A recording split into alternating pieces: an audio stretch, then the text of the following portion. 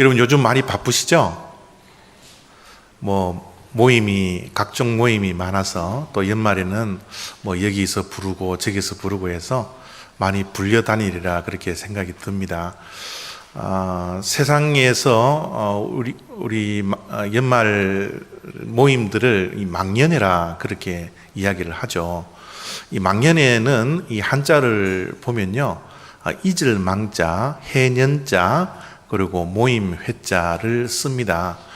망연회라는 뜻은요, 지난 한 해의 모든 것들을 뭐 하자고요? 잊어버리자. 그죠? 잊어버리고 새해를 새롭게 출발하자라는 그런 모임으로 모이는 것이 이 망연회라는 그런 모임입니다. 여러분, 우리가 물론 과거를 잊어버리고 또 특별히 과거에 쓰라렸던 경험들, 또 안 좋았던 일들, 또 슬픈 일, 이런 모든 것들을 잊어버리는 것도 참 중요하지만요, 우리 믿는 자들의 모습은 망연회 때의 모습처럼 먹고 마셔서 다 잊어버리는 것이 아니라 때로는 우리가 과거를 기억할 수도 있어야 된다는 거예요.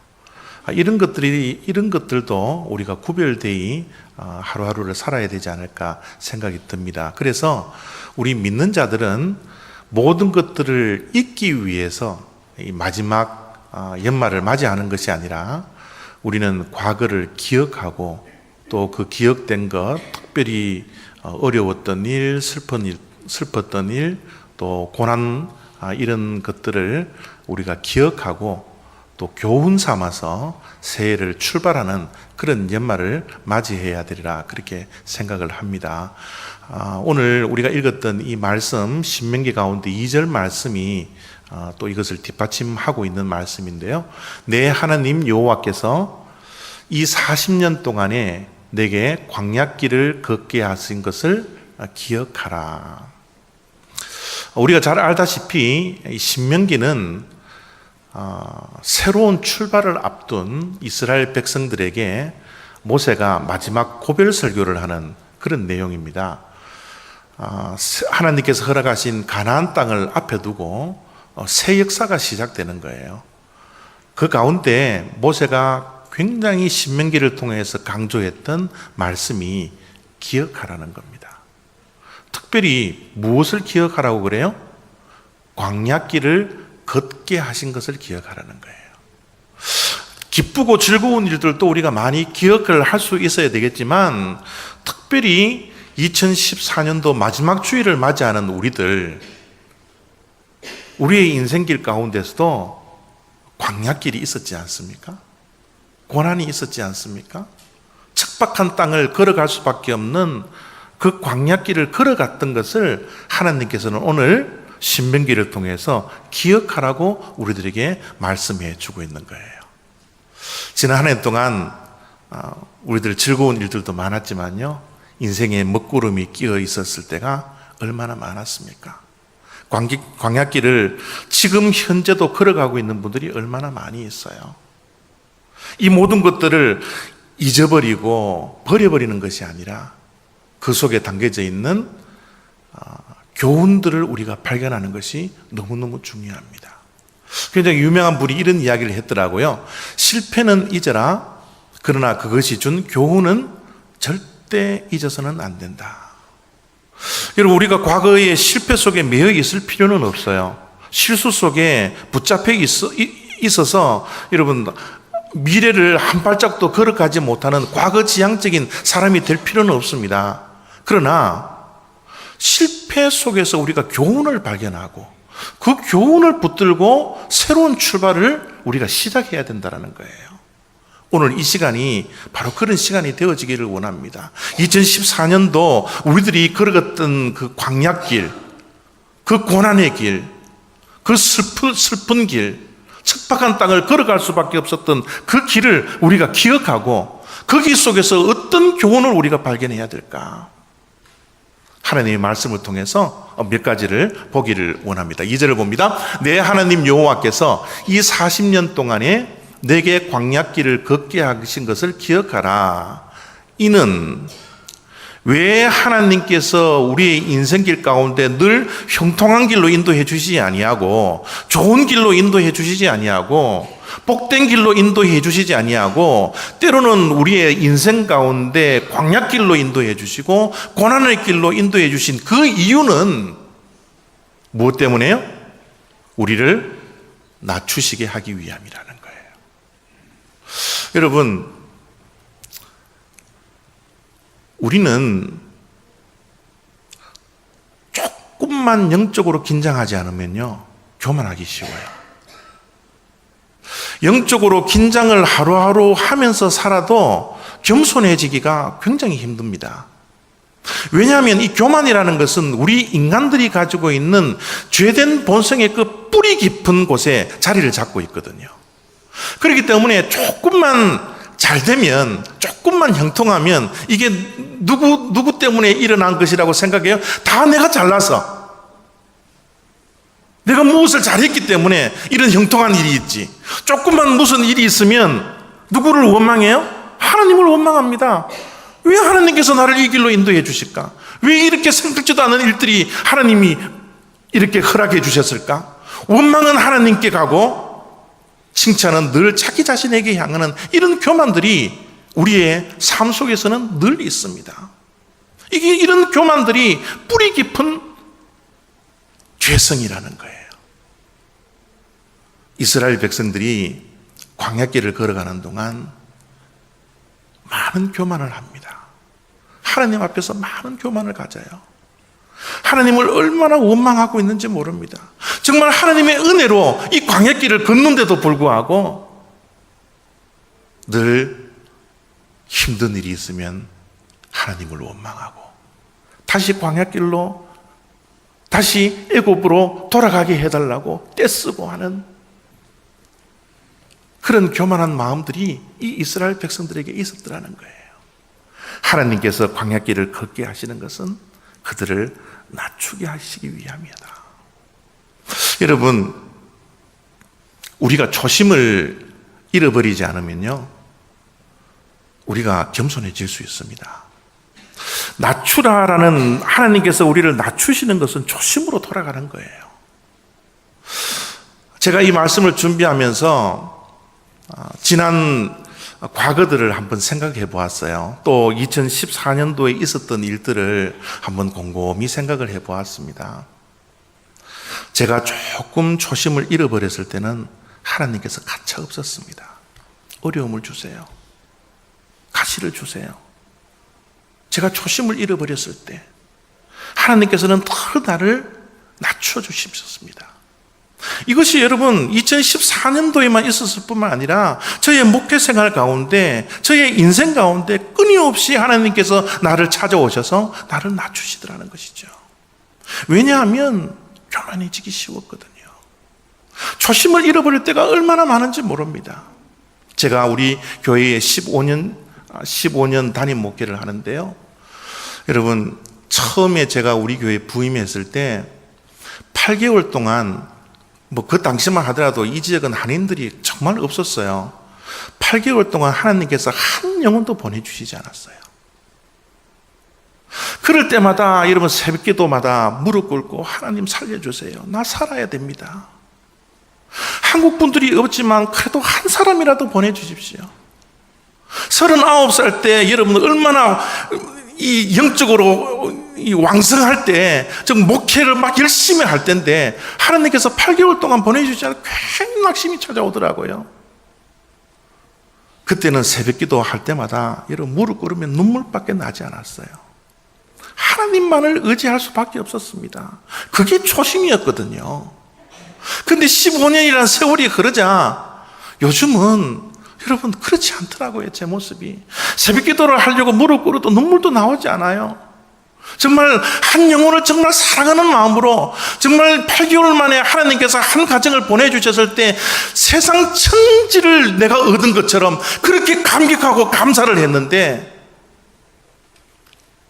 요즘은 새 성도들이 오셔도 감사하고 감격은 있지만 천하를 얻은 것만큼 처음 가졌던 그 감격은 나에게 사라졌던 것을 내가 보게 되더라고요.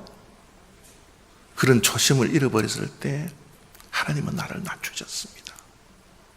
2014년도에 고난을 주세요. 어려움을 주십니다.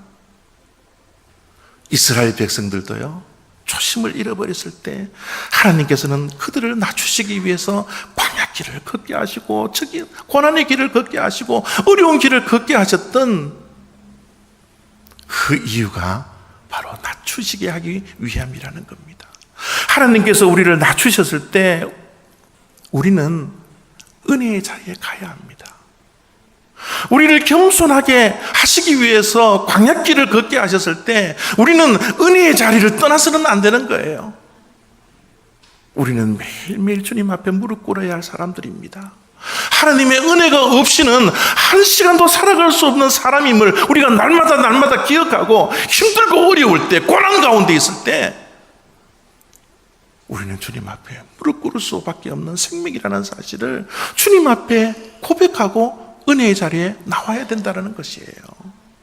하나님의 말씀 3절을 보십시오. 너를 낮추시며 너를 줄이게 하시며 또 너도 알지 못하며 내 조상들도 알지 못하던 만나를 내게 먹이신 것은 사람이 떡으로만 사는 것이 아니요 여호와의 입에서 나오는 모든 말씀으로 사는 줄을 내가 알게 하려 하심이니라. 여러분, 광야길을 걷고 있던 하나님께서 낮추셨던 그 이스라엘 백성들을 가만히 들여다보면요, 사실은 그들이 낮아질 때도 없는 사람들이었어요. 왠 줄 아세요? 400년 동안 그들이 애굽에서 종살이 했던 사람들입니다. 노예예요. 여러분, 제가 우리 성도님들에게 늘 말씀드리지만 한 번 노예가 되면 자손만대 노예입니다. 그런 저주받은 인생으로, 그런 낮은 인생으로 여러분 그들이 400년 동안을 시간을 보냈던 거예요. 그런데 하나님께서 뭐라고요? 더 낮아지라는 거죠. 낮아질 때도 없는 이스라엘 백성들을 향하여서 더 낮추시는 하나님의 모습을 우리가 보고 있잖아요. 아까도 말씀드렸지만요, 이스라엘 백성들이 더 낮아질 때도 없는 가운데서도 하나님께서 낮추시게 하신 이유는 그들의 교만 때문이었어요. 광야길을 걸어가는 동안 하나님께서 먹을 거 주시죠, 마실 거 주시죠, 입을 거 주시죠. 모든 필요들을 다 공급해 주셨거든요. 그들이 광야길을 걷는 것을 조금만 생각해 보면 그들은 정말 절망적인 상황이었습니다. 하나님의 은혜가 아니고 하나님의 기적이 아니고 하나님의 공급하심이 아니면 그들이 어떻게 살아갈 수 있었어요?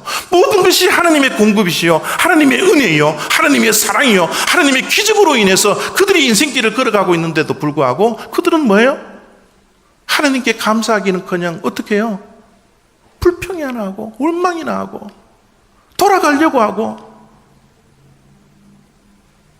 그러니까 하나님께서 낮출 때도 없는 그 백성들을 향해서 더 낮아지라고 광야길을 하나님께서 보내시더라는 거예요. 여러분, 참 하나님이 대단하신 것은요, 이런 교만하지 않아야 할 백성들이 교만한 이 이스라엘 백성들에게 하나님이 그럼에도 불구하고 뭐예요? 필요한 것들 다 채워주시더란 거예요. 여러분, 우리 지난 한 해를 우리 돌이켜봐요. 우리도 이스라엘 백성들처럼 하나님의 말씀 없이 얼마나 하루하루를 살아왔습니까? 하나님 말씀 없이도 우리 얼마든지 살 수 있다고. 하나님 없이도 나 혼자도 얼마든지 살 수 있다라고 얼마나 우리가 교만하게 살아왔나요? 그럼에도 불구하고 하나님은 우리들에게 뭐예요? 필요한 것들 채워주시더라는 거예요. 이 좋으신 하나님의 은혜가 우리가 이 자리에 있는 겁니다. 하나님의 은혜가 아니었더라면 2014년도 마지막 주일을 맞이하는 이 주일날 우리가 어떻게 하나님께 예배드릴 수가 있겠어요? 이 자리에 앉아있다 하는 것만 하더라도 하나님의 은혜이지 않습니까? 이스라엘 백성들은 하나님께 교만했지만 하나님은 그들을 끊임없이 겸손해질 수 있도록 낮추고 하셨던 그 광야길을 결코 잊어서는 안 된다라는 거예요. 하나님께서 그들에게 광야길을 걷게 하신 또 다른 이유가 2절 속에 다시 한번 나오는데요, 내가 광야길을 걷게 하신 것을 기억하라. 이는 너를 낮추며 너를 시험하사. 하나님이 왜 광야길을 걷게 하셨어요? 우리를 낮추셨을 뿐만 아니라 우리를 시험하려고.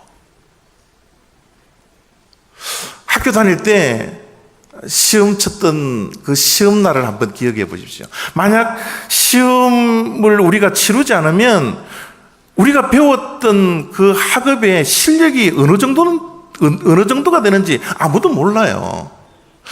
우리 믿는 사람들은 평상시에 교회 다니고 하면 저분의 믿음이 얼마나 깊은지 얕은지 진짜인지 가짜인지 아무도 모릅니다. 다 똑같습니다. 그런데 하나님께서 한번 흔들어 보시면요, 이때까지 쌓였던 신앙이 진짜인지 가짜인지 흔들어 보면 판가름이 난다라는 거죠. 하나님이 시험하시는 이유가 뭐예요? 우리의 신앙이 진짜인지 가짜인지, 우리의 신앙의 깊이가 어느 정도가 되는 것인지 하나님께서 우리를 광야길로 인도해 나가시더라는 거예요. 여러분, 성경 속에 가장 고난 가운데 있었던 욥을 한번 생각해 보십시오. 하루는 사단이 하나님께 찾아와서 욥을 정죄합니다. 참소를 합니다. 참소를 하는데 어떻게 참소를 하나 그러면요, 하나님께서 욥에게 수많은 복을 주셨기 때문에 저 욥이라는 사람이 하나님을 경외하고 하나님을 섬기고 있지, 만약에 모든 것을 다 빼앗아 간다면 욥이 하나님을 섬길까요? 섬기지 않을까요? 내가 시험해 봐도 되겠습니까? 참소해요. 하나님께서 어떻게 해요? 고난을 허락하십니다. 생명을 빼고 모든 것을 다 가져가도 된다. 그럼에도 불구하고 하나님은 자신이 있었어요. 욥은 모든 것을 빼앗아도 하나님을 섬길 거야. 하나님은 때로는요, 우리들에게 광야길로 인도하십니다. 우리의 신앙이 진짜인지 가짜인지, 때로는 생각하지도 않는 인생의 장애물들이 우리 앞을 가로막습니다. 하나님께서 그 장애물을 허락할 때가 있다는 거예요. 그 장애물을 만날 때마다 하나님께서 나를 테스트하는구나. 여러분, 이 하나님이 테스트를 하는데, 시험을 하는데 참 여러분, 하나님이 대단하신 것 같아요. 여러분, 고린도전서 10장 13절에 보면 하나님이 시험을 할 때 감당할 수 있는 것만 시험하시고요, 또 시험을 당할 때도 피할 길을 열어주신다라고 하나님께서 분명히 우리들에게 시험에 대한 정의를 내려주시고 있잖아요. 하나님은 미쁘사 너희가 감당하지 못할 시험 당함을 허락하지 아니하시고 시험 당할 즈음에 또한 피할 길을 내사 너희로 능히 감당하게 하시느니라. 이게 하나님의 은혜예요. 시험을 당하고 고난을 당하고 광야길을 걸어가는 그 중에서는 우리가 너무너무 힘들고 눈물밖에 나오지 않지만 하나님은 우리를 사랑해 주셔서 우리의 믿음의 분량을 보시고 그 시험의 크기를 우리들에게 결정을 해 주시더라는 거예요. 믿음이 큰 자에게는 큰 시험도 주시고요, 믿음이 작은 자에게는 작은 시험을 허락해 주시고요, 그러는 가운데서도 피할 길을 주신다는 거예요. 넘어지지 않도록, 쓰러지지 않도록. 여러분, 이게 하나님의 은혜라는 겁니다. 그래서 욥은 이렇게 신앙 고백을 하고 있는 거예요. 내가 가는 길을 그가 아시나니 그가 나를 단련하신 후에는 내가 순금같이 되어 나오리라. 여러분, 제가 이 말씀을 준비하면서 내가 순금같이 되어 나오리라 라는 이 말씀의 은혜를 참 많이 받았는데, 어제 자기 전에 이 말씀을 마무리를 하면서 저 욥기 23장 10절 말씀 속에 나오는 다른 말씀이 저를 위로하기 시작하고 하나님의 은혜를 더딥혀주고 얼마나 감사했는지 몰라요. 그 말씀이 뭐냐 하면요, 내가 가는 길을 그가 하나님께서 아시나니. 고난의 길, 어려운 길, 이 십자가의 길, 이 사명의 길, 다른 사람들은 다 몰라준다 할지라도 내가 알고 있노라. 강 목사, 내가 너를 알고 있노라. 저에게 들려졌던 이 음성이 오늘 이 시간 여러분 모두에게 들려지기를 원합니다. 지난 한 해 동안 얼마나 우리가 힘든 일들이 많았어요. 여러분의 각자의 인생 가운데 광야길을 걸어갔던 그 수많은 어려움들이 얼마나 많이 있었습니까? 이 세상 사람들 아무도 몰라준다 할지라도 하나님께서는 이 시간 우리들에게 찾아와 주셔서 이 집사 수고했네, 김 집사 수고했네, 내가 너의 수고를 알고 있노라, 내가 너희가 가는 길을 내가 알고 있노라.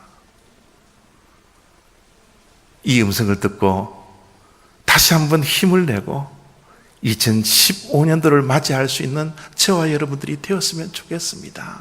소망을 가지세요. 이 고난을 우리가 통과하고 이 어려움을 극복해 나간다면 우리는 하나님께서 인정해 주시는 정금같이 순금같이 거듭날 수 있는 생명이 된다는 사실, 이 소망이 저와 여러분들의 2015년도에 임하기를 원합니다. 우리 모두 다시 한번 화이팅하고 2014년도에 이 광야길이 그냥 흩타는 그런 광야길이 아니라 그 광야길에서 얻은 교훈을 붙들고 2015년도 희망차게 시작하는 저와 여러분들의 복된 인생이 다 되시기를 부탁드립니다.